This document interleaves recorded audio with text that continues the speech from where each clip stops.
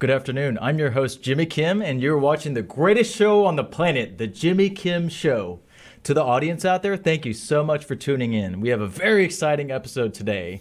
I'm interviewing former three-term Houston City Council member and former three-term Harris County Treasurer, Orlando Sanchez. And that's an incredible amount of leadership. Here's why.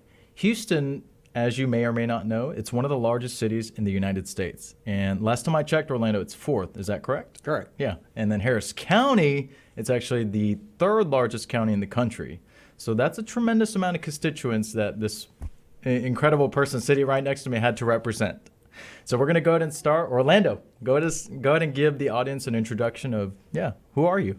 Well, I'm an immigrant. I immigrated to this country in 1962. I left a communist country in 1959, and we moved, actually were exiled in Caracas, Venezuela, and then my father was hired as a professional broadcaster in Houston in 1962. So I arrived here May 14th, 1962. Wow. So this is in your blood, doing this kind of stuff, the radio stuff, because your dad was a broadcaster. Yeah. So I kind of grew up around radio stations. Yeah. Nice. See, that's why even up till now you're doing a show. Yeah. So yeah, it's in your blood somewhere. And then your family, well, y'all immigrated from Cuba. Is that correct? Correct. I was born in Havana. Oh, okay. Mm-hmm. All right. Yeah. And you definitely have made the most of the opportunity that you've been given here versus what you had or would have had in a communist country. Oh, there's no doubt. Yeah. This is the greatest country in the world that you can leave a communist country and get an education move on to the university and serve in the military and then have the honor of being elected as an immigrant. Only happens in America. I tell people all the time, try to go become mayor of Mexico City. Good luck.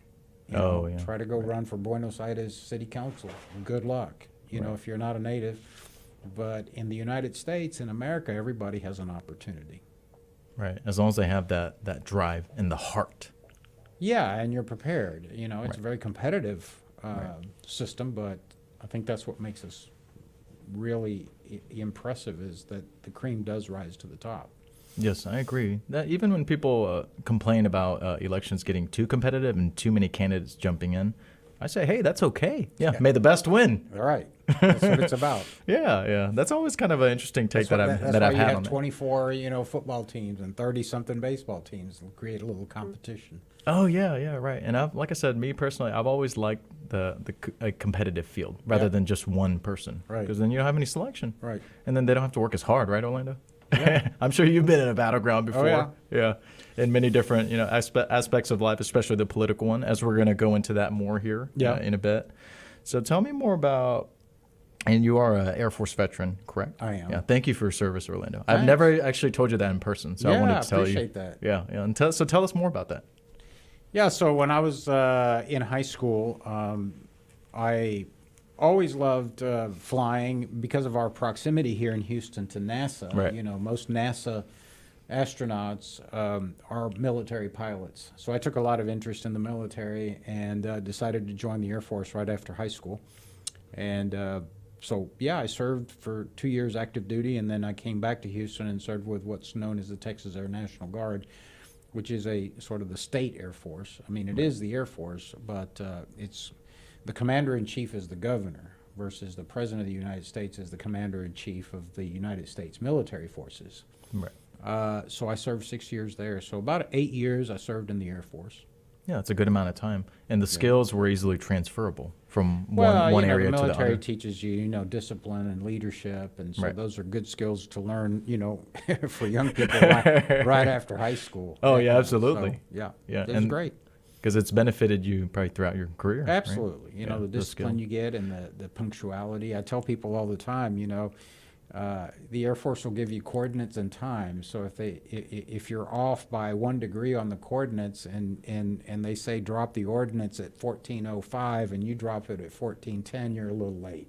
Oh yeah. So it teaches you the importance of discipline and teamwork and following the chain of command, which is important in leadership. A lot of good skills.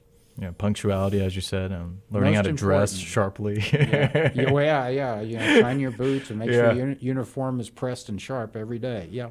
Get Yeah. your hair cut. Oh yeah, get your Go haircut. shave. Yeah. You know, important things. Oh yeah, absolutely. I feel like a lot of adolescents actually right now would benefit tremendously from that kind of training. I've Do you always agree, admired the Israelis. The Israelis compel everyone to serve 2 years in the IDF. Interesting. Yeah. And I've always thought it would be beneficial to compel young people to serve 2 years active duty. I think everybody ought to go through boot camp in the military.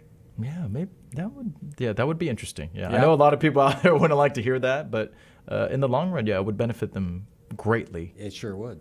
Yeah, they do that in South Korea as well. There's a Good. mandatory military service for men only, though. Yeah. Yeah, for 4 years, I believe. And yeah, it benefits them, for the rest of their lives. Yeah. So yeah, that would be an entertaining idea to just start Sure having would. discussions about. Like I said, some people would like it, some people may not. But it's interesting because at that age in that adolescent's life, they may not want to do it, but then they may appreciate it later. Does that Well, make they may sense? not What I'm wanna saying, do it, Orlando? but some Yeah. of them may need it. Well, some of them may need it. Yeah, absolutely. No, there's young people that are very focused. For example, there's Sure. young people that are into science and they know that they want to study biology, and then they want to know, then they know that they're going to go on to medical school or some kind of research. That's fine. They have a plan, but there are a lot of young people that don't have a plan. And, That is true. And lack a little bit of discipline. So I think that the military and the military basic training offers that sort of focus on the important issues. I once heard a Navy admiral who, by the way, became the head of the University of Texas, and he says, it's important to get up and make your bed every day because it's discipline and it gives you your first sense of accomplishment. Oh, absolutely. So that was Admiral McCraven, as you know, led the forces in Afghanistan and the Middle East and hunting down Osama bin Laden. And McCraven became the president of the University of Texas.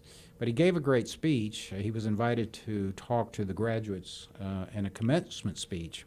And it's online if you ever want to watch it. But he said, start your day off by making your bed. It's a sense of discipline and gives you a sense of accomplishment. And that's what the military does. It teaches you basic discipline, basic goals, and it's important.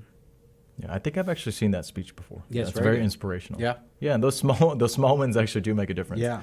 'Cause- So I've followed him quite a bit, Oh wow. Yeah. McCraven is an interesting fellow. In fact, he was on Firing Line, which is a program that's been around for a long, long time. Margaret Hoover is now the host, and it appears on PBS. And this is also online if anyone's interested. But Margaret Hoover asked General McCraven, what is the most significant threat facing the United States? And without skipping a beat, Jimmy, he said K through 12 education in the United States.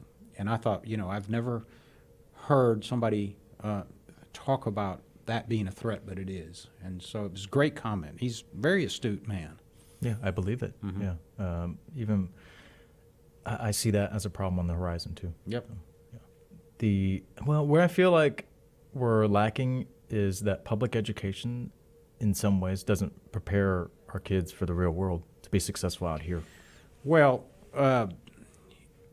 it's interesting what's happened to education. I mean, we've always lamented the education system of late, but it really has, in my opinion, declined of late. Public education is, a lot of people don't want to talk about socialism, but that is probably the highest form of socialism practiced in the United States. Because Yes. you use public money that you take from someone to create an opportunity for everybody.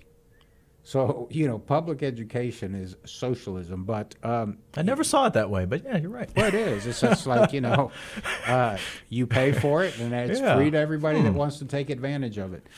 But unfortunately, it is failing, especially in urban areas in America. You look at the city of Houston, where you and I live. Right.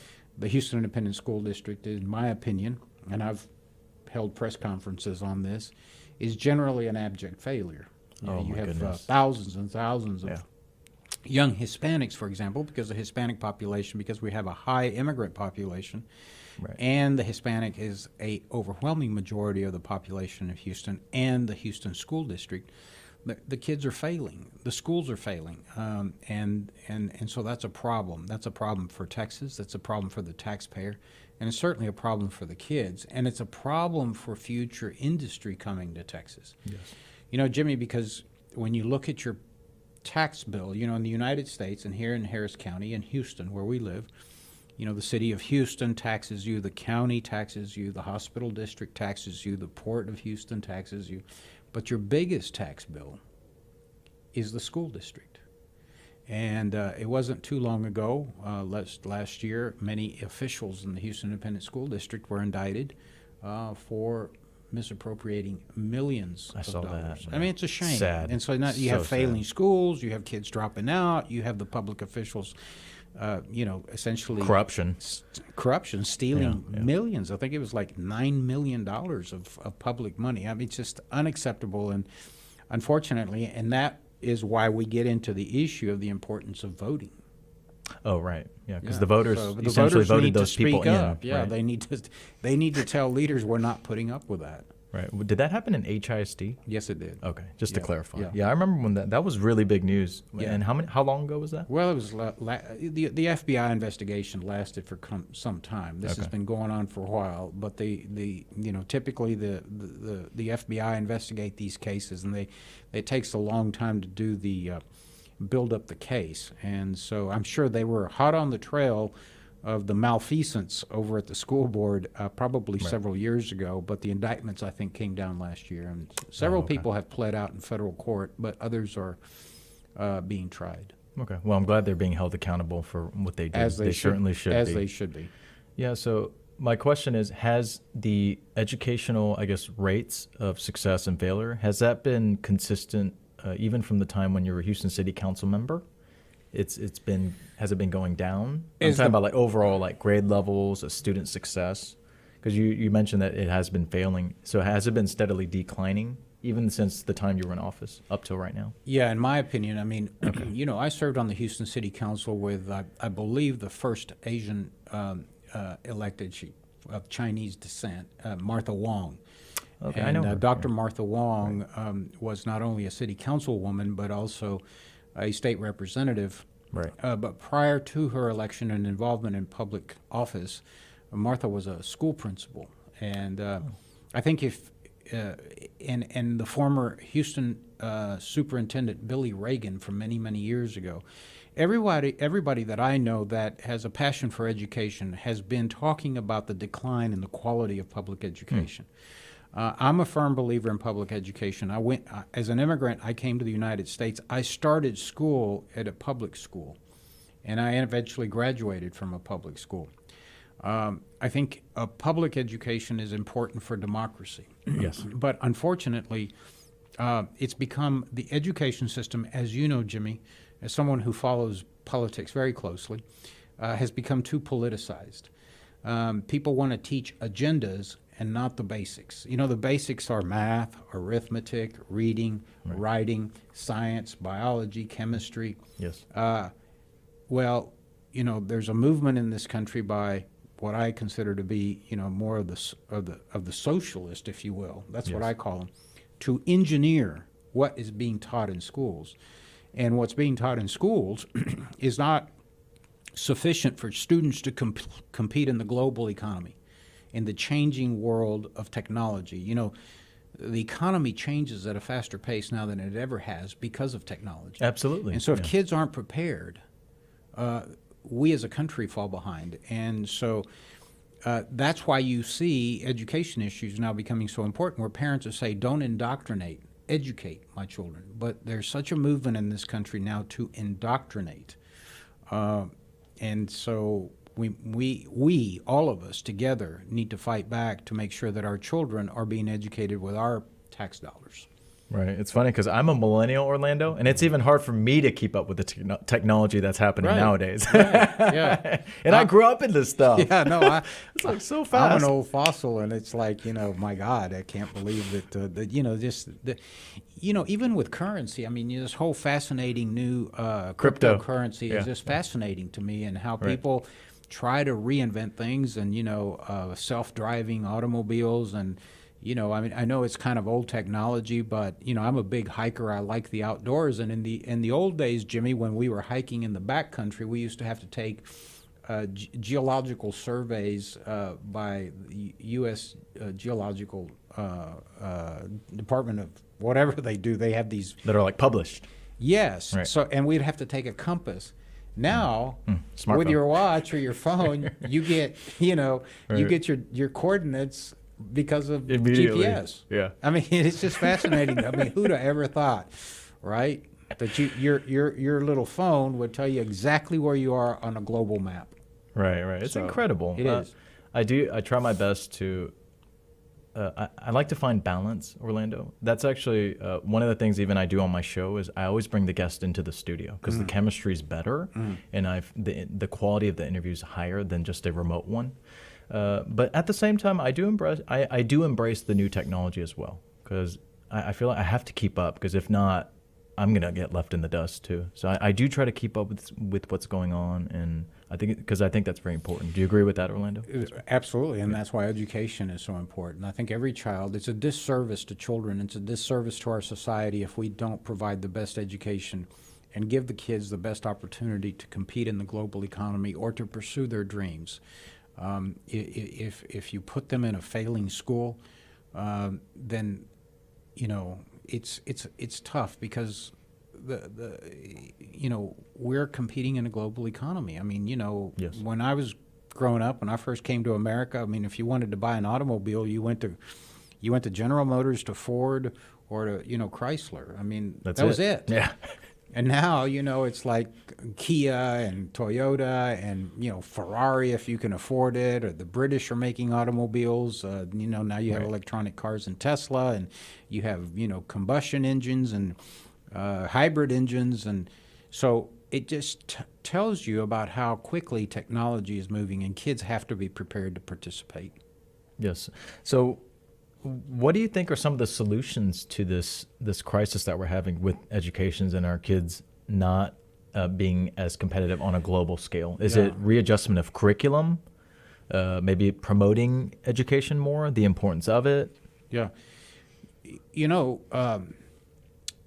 I mean, education, pedagogy is nothing new. I mean, you want to teach children the basics, Yes. right? So they have to be able to do some mathematics. Yes. They have to be able to read so they can, function in the world. Absolutely. And then you got to give them different avenues and options of whether, that they're going to go in the scientific field, they're going to be creative, they're going to be artists or authors, they're going to be scientists or pilots, physicians, psychologists. So you've got to expose kids, and then you have to bring in some kind of mentorship program. But essentially, a core curriculum will always be essential for the education of the young. That's never changed, and it's never going to change. I mean, you got to teach, the basics, the ABCs. Yes. And if you Yeah, don't I agree. understand the We need to go alphabet- backwards a little bit. Yeah, if you don't understand the alphabet, or the numerical system or the decimal system, I mean, you're going to have a tough time in life. So, the basics are always the same. Then, of course, you expose kids to the different technologies and different opportunities in the world. I mean, it's fascinating to be exposed to all that, and I think kids deserve that. That's probably the biggest investment we can make is to not just our children, our bloodline, but to be worried about our society. I worry about, I think it's very unfair that we have failing schools in Houston in ethnic areas of town. In the African American community, for example, a school that Barbara Jordan went to. Barbara Jordan was a historic figure that went to the university, to Texas Southern University, and earned her law degree, was active in the civil rights movement, and became not only one of the world's most articulate speakers, but one of the best debaters, was elected to Congress. her alma mater, her high school, is a failing school. And that's an injustice, that the kids that are subjected to those schools have to be failed like that. And that's the responsibility not only of the school board trustees and management at the school districts, but at the more basic level, Jimmy, you know that the least participated in elections are school board elections. Very few people decide who's going to go to the school board to represent you for your children's future. So if you ask about changing, how do we change it? I think that parents need to get more involved in the public policy aspect of public education. Okay, yeah. It's interesting because right before the interview, Orlando, I was telling you about one of the reasons for me doing this show is to provide, mentorship if there's adolescents watching. Hey, that's why we share the successful stories from individuals like yourself so that kids can be inspired. Yeah. Well, it's like I said, I was inspired early on when I came to the United States. We were very close to some friends from Venezuela, and some of them were cardiologists. I remember, this has always stuck with me, Jimmy. And some of the Venezuelan cardiologists came to Houston, and they would stay with us because they were friends of my family. And they were doing fellowships at the Texas Heart Institute at the time. As you know, Houston was very much in the pioneering aspect of heart transplantation. And so Houston has been known as not only physically the world's largest medical center, but also, now it's cancer research and all kinds of research. But so I was inspired by physicians, and the whole technology of transplantation to me was interesting. Then I was inspired by friends that we had at NASA, and the whole concept of flying. Oh yeah, I like that too. When they came up with the Saturn V rocket, the most powerful rocket that propelled men to the moon, that was fascinating to me. So yeah, it's important to have children exposed and inspired and find a mentor in life. Yeah. Next, Orlando, let's go backwards a bit. And so tell us about your tenure at Houston City Council. Well, which district were you? I was at large. Oh, you were at large. Yeah. Okay. So you were representing the whole city of Houston. Right. So at the time, and it's still similarly arranged. Okay. Houston has 5 at-large positions, meaning they have no districts. So right. They represent everybody. Over the years, everybody was elected at large in previous years. You're talking about going back. But what happened was that minority communities could not elect representatives of their choosing. So several federal lawsuits, particularly after the civil rights movement and civil rights legislation and the Voting Rights Act, started filing lawsuits in federal court demanding that districts be drawn so that communities of interest could elect folks from their community. So Houston, at the time when I served, there were 9 district council members and there were 5 at-large members. Then there was a mayor of the city that was elected by everybody, and there was a city controller that was elected by everybody.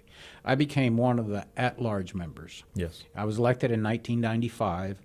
I do believe that, and I hate to say this, the first African-American, the first Hispanic, the first Korean, it does, but it is what it is. It is what it is, and we do take a little pride in it. I'm the first Hispanic immigrant ever elected citywide in Houston, and the first Hispanic immigrant ever elected countywide in Harris County. Wow! But it talks more to how receptive Houston is, how willing to help people Houston is. Not only are we a community of massive amounts of immigrants from every corner of the world, absolutely, right? Yeah. Because I remember.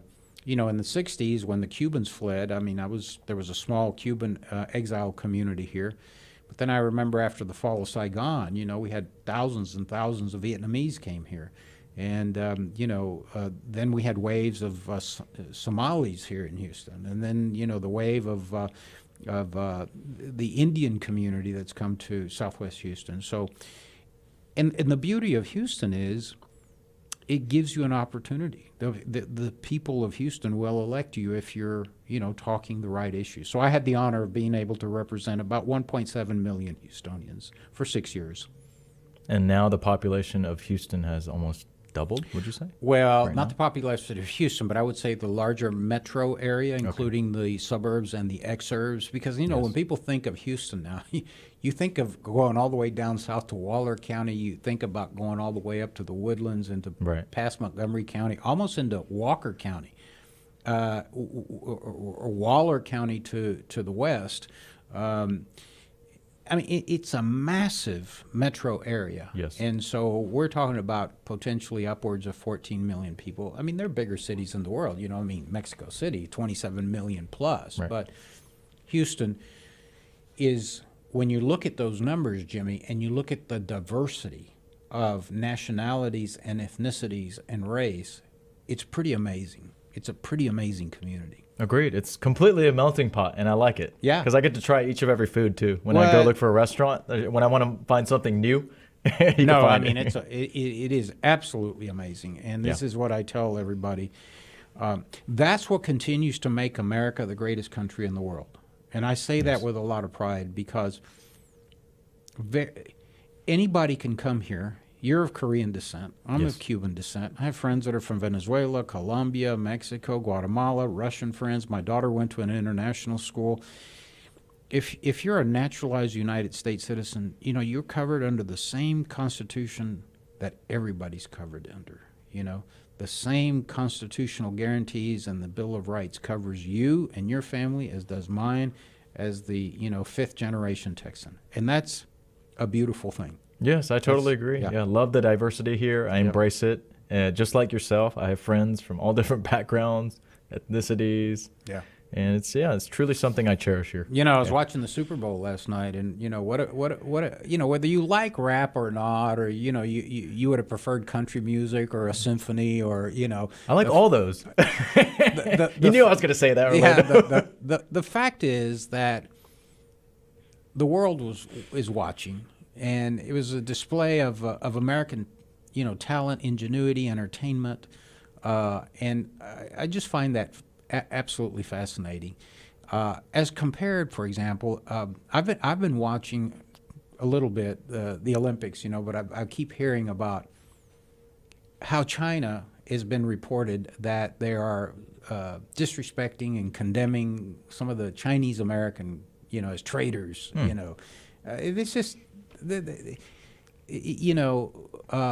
we celebrate the Chinese, the Taiwanese, the Koreans, the Cubans, the Hispanics, the African Americans. We're just Americans. We just love who we are, and our people. And I know a lot of people say, diversity, but I think it's important, and it's a testament to the greatness of America that we're all Americans. We all share in this great experiment of freedom and liberty and constitutional government, and being able to elect our representatives and change presidents, and without too much tumult and violence. Hopefully. Yeah.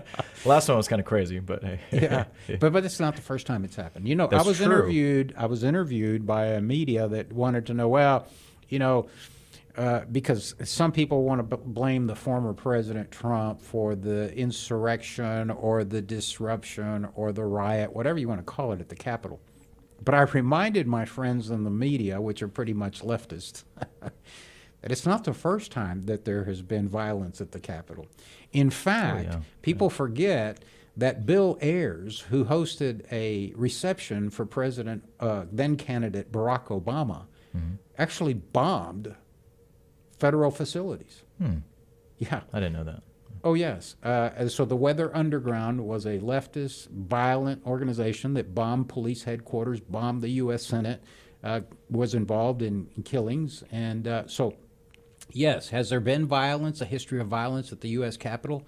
For many decades. Is it just from the right? Nope. The left is always engaged in violent assaults on the Capitol. So this is nothing new.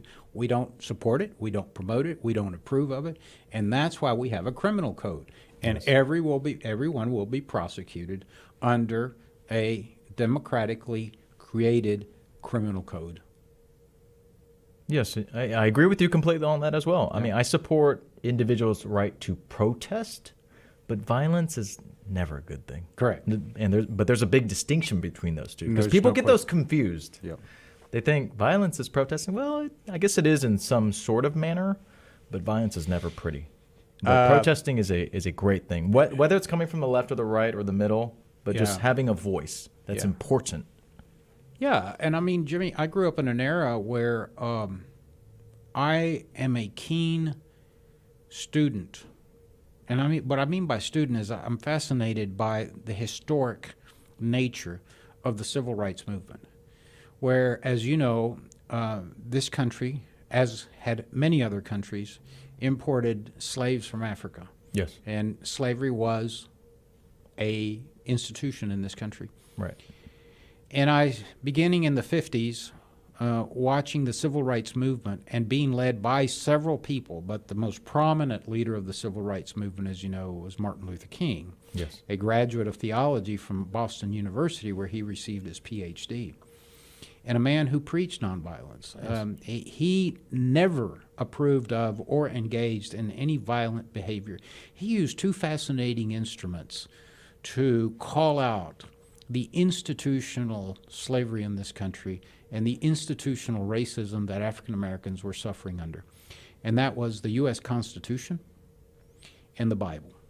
And it's just fascinating to watch his whole movement. And he ended up dying violently, of course, because he was assassinated.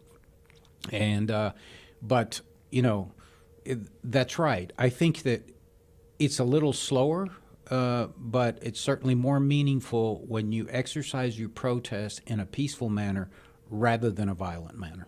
Yes, because that escalates very quickly. Yeah. I mean, yes, there are instances that, you know, humanity becomes so frustrated that they may have to resort to violence. In fact, if you've read the Declaration of Independence of the United States, it says, you know, when the ends of government don't suit us, it's our responsibility. It says, indeed, our duty to overthrow the government. Yeah, that's why we have the Second Amendment. Amendment. This is why Congress Right. needs to pay attention to what's going on and be more, you know, have their finger on the pulse of America and start addressing the issues that are facing Americans. Yeah, and I understand completely where you're coming from on that, Orlando, because, I mean, our nation was essentially founded by treasonous, I guess, British Americans. British. They were British, essentially. Yeah. But they rebelled against their government, and that's why we're here. I think people lose sight of that. Correct. And there was a little violence where, A lot of violence. in fact, they had built the U.S. Capitol in Washington, D.C., and if, in fact, there are areas of the Capitol that you go to in some of the stairwells, you can still see the bullet dings in the stairwell in the stone that the British were firing against the rebels, so to speak. So, yeah. They're patriots for us. Yeah. Because we're here only because of their sacrifice. Correct. Yeah. Well, we're here because of the sacrifice of many people that have decided to fight and bleed for this country. Yes. And for the world, for liberty. You know, I'm always fascinated, speaking of that, we're one of the countries that, fortunately, we've won many wars, and our real estate never increases. Oh, yeah, that's interesting. That's profound. We beat the Third Reich. We beat, you know, the imperialist Japanese at the time. Mm-hmm. You know, we didn't annex their property. We didn't annex any part. I mean, we had some treaties where we had some military operations for NATO purposes, but we've never increased our real estate. We've never stolen their gold. We've never stolen their silver. We've never stolen their art. We never annexed them. The United States has always gone in, not always correctly, but to defend freedom and liberty, and to defend the human dignity. We're not always, you know, sometimes we don't make the right decision in what theaters we go into. But I'm always amazed and fascinated that my country has never increased its real estate because of winning a battle. Yeah, that's interesting too. Mm-hmm. Next, Orlando, let's move on. Let's go to so briefly give us a summary of your career as Harris County Treasurer, and you were there for 3 elected terms. Is that correct? Yeah, Harris County Treasury basically is a financial function of the county. Yes. The Constitution of the state of Texas requires that 254 counties be operated in the same fashion, meaning they have a commissioner's court, which they're all the same across the state of Texas. You have the commissioner the judge, the Harris County judge. They don't have judicial functions, but it's an old title that they use, judge. Right. 'Cause And they it sounds did cool. Yeah, well, and they at one point they did have some judicial responsibilities. And then there are 4 commissioners. Every county in Texas is split into precinct 1, 2, 3, and 4. And then every county has to have a county clerk, a district clerk, a county treasurer. Now, there's some that are small and don't have those positions. So the Treasury is a financial position, and it oversees the monetary functions of this county. And so I got elected to that position for 12 years. That's a long time, 12 years now. Did you enjoy that role? I did. Okay. I did. And I will say, Jimmy, that when I was there, Harris County was in the black, meaning we weren't in the red, we weren't in debt. We had quit doing what's called tax anticipation notes, which is where you borrow money because you've run out of money at the end of the year. And from a fiscal perspective, the county was in good shape. Okay. Unfortunately, not only we're not in as good a shape financially, but also from a criminal justice aspect in Harris County, we've got some problems. Okay, so they're not, when you left, they're not as in good shape right now. That's what you're saying? That's correct. Okay. Yeah. All right. And remember, one of the things, as you know, let's not beat around the bush. The leadership at the county changed from Republican to Democrat. Right. And one of the first things that the new Democrat majority in Harris County tried to do was to increase property taxes to the maximum allowed by law. Oh, my goodness. The only reason that didn't happen, Jimmy, is because, as you may recall, two of the Republican commissioners walked out and broke the quorum. So they could not I saw that. Yeah. Yeah. And so it's a big money grab. And so, yeah, elections have consequences, and there is a big difference between conservative leadership and then a more liberal leadership. Yeah, I mean, in regards to that, Orlando, all I'm going to say is it doesn't matter if you're Democrat or Republican. Like, who really wants higher taxes? No one. Yeah, it's not a partisan issue. I don't know why it's become that. It kind of boggles my mind, but all I'm going to say is we mentioned this earlier, Orlando. Early voting has started today. Correct. Valentine's Day. So happy Valentine's. Oh, happy Valentine's Day as well to all the voters, or to the audience out there. Yeah. Yeah, this is the start of early voting for the Right. primaries, which Yes. in our country, as you know, in our city, in our county, in our state, the two parties put up all kinds of candidates, and then the voters, whether you're a Republican, you vote in the Republican primary, or the Democrats, you vote in the Democratic primary. You select what candidate will represent your party in the general elections in November. Yes. Yeah. Couldn't have said it any better. And I already voted. Orlando, did you vote? This morning? Yeah, I did. Before I No, did all actually, this stuff. For some reason, I had several interviews this morning because people want to highlight that the election has started. So, no, I'll vote this afternoon, Jimmy. Gotcha. I know you will. I don't think I've ever missed a primary. Good. Yeah. Yeah. So you're consistent. I'm very a voter. consistent, yeah. Yeah. You exercise your civic duty, as I do too. Right. Yeah. Very 'Cause, important. Yeah. If we don't vote, I mean, your voice is never heard. Not only that, but you'll be led by others Oh, that's true. rather Yeah. than lead. It's a waste. Yeah. Yeah. So initially, why did you decide to join the military and then run for public office as an elected official? Was there some compelling reason for you to do that?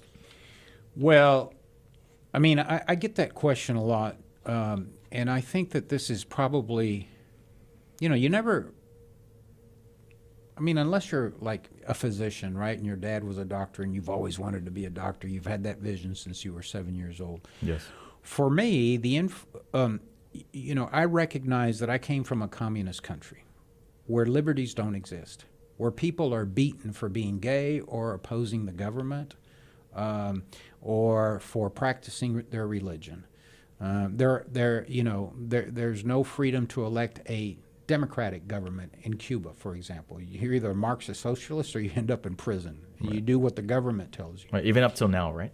Of course. Same. Yeah. I mean, you saw the movement a couple of months ago. And, I saw that. And the police are out there beating young people that want to fight for democracy. So, coming from a communist country, I was grateful to be in the United States. I was grateful that my parents could live in freedom and liberty. I was grateful that I received an education at the expense of the taxpayers. And I've always had this sense of duty to give back. So I have volunteered in many things. I was a volunteer EMT in an ambulance. I didn't know that. I was a volunteer Little League coach. I volunteered for the Air Force and the Texas Air National Guard. I volunteered to be president of my civic club. I volunteered to create a neighborhood watch program in my neighborhood. So I've always been involved civically. Yes. When I came to Houston, as you know, my father was brought to Houston by the former mayor and former county judge, a man by the name of Roy Hoffines, who became the owner of the professional baseball team, the Colt 45s, who became the Houston Astros. Oh, okay. So I grew up with the Hoffines family. They were very political. Right. Yeah. So that always fascinated me because I grew up in the Astrodome. And so we always called him Judge Roy Hoffines, as the owner of the Houston Astros, would invite people like Lyndon Johnson, Wow. John Conley to ball games. They had a suite above the scoreboard. Yeah. And so I got to meet county commissioners and mayors. I remember Louis Welch, when they had people come in from Latin America, would ask my father to give the dignitaries a tour of the Astrodome, and Mayor Louis Welch would show up. And so I was always fascinated by the political process. And so that's how I got involved in the political process. I got out of law school at the University of Houston. 1992, filed to run for state representative as the Republican nominee for a Texas House of Representatives seat. And then from there on, I stayed active in politics. So you were consistent as well. Yeah. You never gave up. Never give up. Were you state rep too? No. That one I missed. Well, I ran for state rep. Okay. I was defeated in a general election in 1992. And so, yeah, that was my first sort of victory by default. I was the Republican nominee for a House district in Texas in 1992. Yeah, I didn't know that. Yeah. Okay. I mean, I was a baby at the time. So. Probably not even born.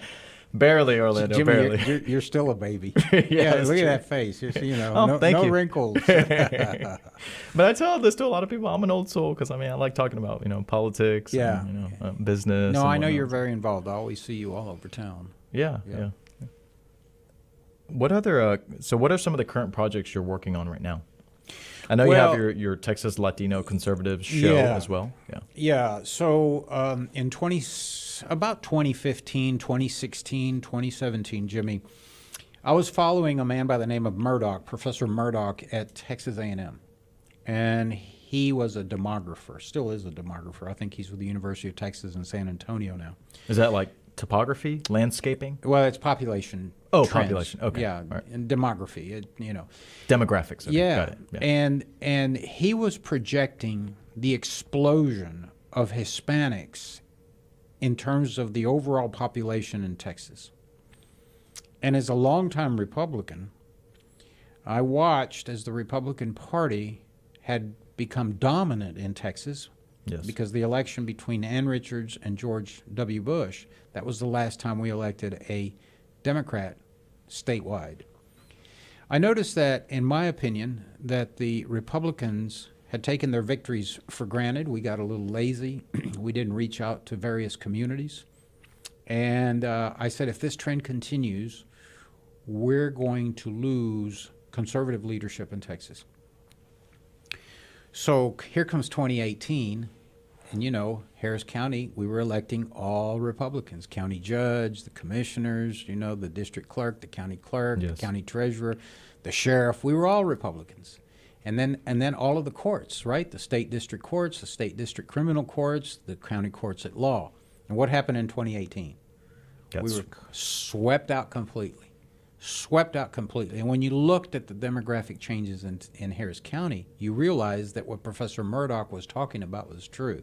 And what I had predicted, that we were going to be swept at some point, happened. And so now, we as Republicans in this state, while we still enjoy statewide victories, Jimmy, we have problems.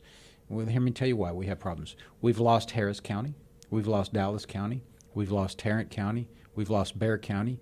We've lost Travis County. We've lost El Paso County. I just mentioned 6 of the largest counties in Texas. I wasn't aware of the other one. Yeah. So if we continue that trend, where that, by the way, is where the population growth is, it's in the urban areas, in the suburbs, and the exurbs. If we as conservatives don't start doing a better job reaching out to diverse communities, the red team, the Republicans, may be swept out of power in the state of Texas. The reason I'm concerned about that, Jimmy, is because if we lose Texas as a red state, we won't be electing a conservative president in the near future. So there are a lot of things. So having seen that, I created what was called Texas Latino Conservatives. Yes. The Texas Latino Conservatives is a statewide general purpose political action committee where we raise money to support conservative Latinos running for office. And we also created what's called a 501c4 nonprofit organization by the same name, Texas Latino Conservatives, where we do general education on issues, on themes affecting the Hispanic community. So we're very involved in getting Hispanics engaged in the political process. So that's what we're doing now. Oh, okay. I wasn't aware of those other two aspects because I just see the show sometimes. Yeah. But that's just the extension of all the other work. Yeah. Because I wasn't aware it was a PAC. Yeah. Well, we have cool. a PAC and a nonprofit. And, Yeah, and that's awesome. We created what we call Leadership Latino now, which is a Okay, what series is of that? seminars across the state that we're doing. And we'll have classes of 30, 35, 40 young people that want Right. to learn more about the political process. So we teach them how to speak to the press, how to file ethics commission reports, how to be a good candidate, how to dress, how to raise money, everything that you want to know. It's basically Campaign 101. Interesting. And so we've trained close to 200, maybe over 200 young Hispanics across Texas. In 2018, I was down in Hidalgo County, which is the Rio Grande Valley of Texas. There was a young lady there by the name of Mayra Flores. Mm-hmm. She was the daughter of 2 Mexican immigrants, very shy but very conservative. And I encouraged her to go on social media and share her conservatism. And in short order, Jimmy, she had over 40,000 followers. And last year, she announced she was running for the 34th Congressional District in South Texas. Wow. So you had a huge impact there. We have, on that yeah, individual. we are, Yeah. and we just elected a conservative Hispanic to the Midland City Council. Dan Corrales, an attorney licensed to practice law in New York and Texas. We helped a young man, 18 years old, by the name of Roman Garcia, get elected to the Kerrville City Council. We have Joel Castro, Alvin City Councilman Yeah, I know and him. Mayor Pro Tem. Yeah. So our former executive director, Michelle Gamboa, an Aggie, she Yeah, I was know her actually too. she was born in Juarez, Mexico. A good conservative is running for the Longview City Council. Our former other executive director, Sonia Rivera, is now with a conservative organization spreading the word. So what we're doing is, you know, it's becoming sort of exponential, is training young Hispanics to go out. And I tell the Hispanics all the time, just vote your values. If your Absolutely. if your values are to defund the police and eliminate police, there's a party for you. If your values are to raise taxes so that, you know, you don't have enough money to feed your kids, there's a party for that. If your values are indoctrinating children and not educating them, there's a party for that. And if your values are to diminish your liberties so that you don't get to decide what to do in your life, but government does, there's a party for that. Right. So, but I don't think those are your values. So I always tell Hispanics, just vote your values. It's very simple. Yeah, I really like that because, as you mentioned, a lot of those issues they're not much like. They bring so much partisanship into those issues, which they shouldn't be, because most of them are just common sense. Like, really, yeah, defund or completely get rid of the police, probably not such a good idea. No. But it's weird because, as you said, one part of the spectrum supports that, the other doesn't. So it's like people need to know like the party platform they're voting for, and then the candidates too. Right, and unfortunately, Jimmy, you know, just as an observer, part of what we face as conservatives in this country, because, you know, at one time there were conservative Democrats. I, for Yes. example, had a dear friend who was the former governor of Texas by the name of Mark White.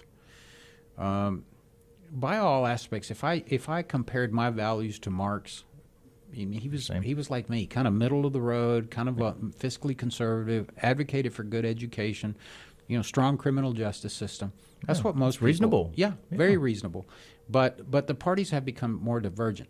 I'm sort of like in the middle on the conservative side, but one of the things that we face as conservatives in this country is, Jimmy, we don't get equal coverage or fair coverage in the print media. So. Or the news media. We do here, Orlando. Yeah. But we've lost the editorial boardrooms. Then you look at universities. They've been infiltrated by leftists. Public education systems paid for by the taxpayers have been infiltrated by the left. And then finally, because we're moved into the digital era, right? You have all these social media platforms like Twitter and Google and Facebook. You know this. This is a big deal. It is. They squelch our views. If you use the word conservative in a post, the algorithms will diminish your post. That's a fact. Right. And they're monopolistic behemoths. We can't compete against them. You know, you want to get a word out, you either better do it through Twitter or Facebook or something. And then when a conservative wants to tweet something, you know, you got Twitter closing down the account of conservatives. You know, you don't have to agree with the speech, but the idea that Twitter, a private company, would close an account of the United States president or other members of Congress is absolutely ridiculous. A bit absurd. It is absurd. Thankfully, like I said, here we don't censor and we don't have a filter, so we want people to speak their minds here. Yeah. Yeah, that 1 hour flew by really fast. I told you, Orlando. We're done? Yeah, we're almost there. Okay. So I'm gonna just go on with some of the more important questions here, and then we're gonna wrap up here in a bit. Okay, Orlando. So, what is in the future for Orlando Sanchez? Because you're still young too. I know you said that I was young, but when I look at Orlando Sanchez, he's very healthy and young right now. Yeah, it's funny, Jimmy. I have, you know, I've come to the age where now I really want to start enjoying some of the things I do. So I have some passions. I love I love the outdoors. Oh, you do? Me I like too. to hike the national parks. You know, I go to the Grand Canyon and to Big Bend and to Yellowstone. I love to fish. I love my motorcycle. I have a Harley, and I like to ride across America. I like to travel. And so I want to do more of the things that I want to do. But as I look around and I see, you know, cities in crises, you know, in 2018 when I was county treasurer, our crime rate in Harris County in the city of Houston was low. And then less than 24 months later, look at Houston has become the murder capital of the United States. Our education system is failing. They want to raise our taxes. You know, our border's a disaster. And so I say, well, I can't. I have to stay involved. So the future for me, to answer your question, is continue to be involved in motivating and educating the largest growing ethnic community in Texas, which is Hispanics. But no, I don't focus just on Hispanics. I focus on all similar communities. There are communities that I value, like the Vietnamese community. Yes. Same as Cubans. We lost our government to a leftist, communist, you know, and we emigrated to the United States. Yes. Even in your country, you're always under the threat of North Korea. So, you know, we 24/7. value, you know, the Koreans that have come here. The Indo-American community, you know, I mean, I'm always fascinated by their ingenuity and their steadfastness to work. The Chinese community here has done marvelous things. And so I really like to educate all immigrant communities. Do I speak Chinese or Mandarin? No, I can't speak Korean. I'll teach you some words. Yeah. By the way, I heard you speak Spanish earlier. It's fascinating. Thank you. But yeah, my job, Jimmy, as a lover of constitutional free governments and liberty, is to teach immigrant communities and their children the responsibilities that we all have as citizens of the United States, or even legal residents of the United States, to be involved. Yeah, I'm really glad to hear that you're going to stick around, because the community needs leadership, like from people like you. Yeah. Maybe run for office again someday. Never say never, but you know, people don't realize how hard it is to run for office. That's a lot. Yeah, I've worked on several campaigns. All right, to wrap up the show, Orlando, 3 tips to be successful as an elected official. Well, first of all, be in the game, right? You're not going to win a soccer match if you're not on the field. Yeah. You're not going to win a baseball game if you're in the dugout. You know, you got to be on the horse if you're going to raise quarter horses or thoroughbreds. Okay, so be on the field. Yeah. And then know the issues. Understand the community, right? Understand. Let's just say if you want to run for city council, let's not talk about, you know, the conflicts of the Middle East, because that's not what a city councilman does. but talk about infrastructure, talk about water quality, talk about garbage pickup, talk about, the lack of EMS response time and police officers, the quality of the streets. So be aware of the issues that you're talking about. And finally, my third advice for anyone involved in public life, and I don't mean like elected office, but it could be civic club president or whatever, Yes. is don't burn bridges. People may not agree with you, Jimmy, but that's not a reason to hate them. And there's too much hate in America right now. Everything's become so stratified. The left the left doesn't like the right, right doesn't like the left. I have as many Democrat liberal friends as I have conservative friends. I go to dinner with them. I have cocktails with them. We do hikes together. We go fishing together. I'm always fascinated. Some of and I'll call them out. Chris Bell, who was a congressman and ran for governor of Texas, was a city councilman with me. Chris, I would consider to be a pretty strong Democrat, but we're friends. We text, we talk. Yeah, we have, he has a YouTube channel. I kind of follow him. Like I said, former Governor Mark White, a Democrat. He and I were very good friends. So I have a lot of Democrat friends and we don't agree on public policy issues because one says, well, we need more tax money. And I say, no, government is spending money, no more taxes. So we disagree with that. Right. But we're not going to fight about it. Yeah. I'm not going to insult them. So don't burn bridges in politics. All right. Thank you, Orlando. I got those locked in because I'm taking that advice too, as well as the audience out there. Former Houston City Council member Orlando Sanchez and former Harris County Treasurer, thank you so much for coming to the studio for this show. It was awesome. And to the audience out there, thank you so much for tuning in. We will see you next Monday,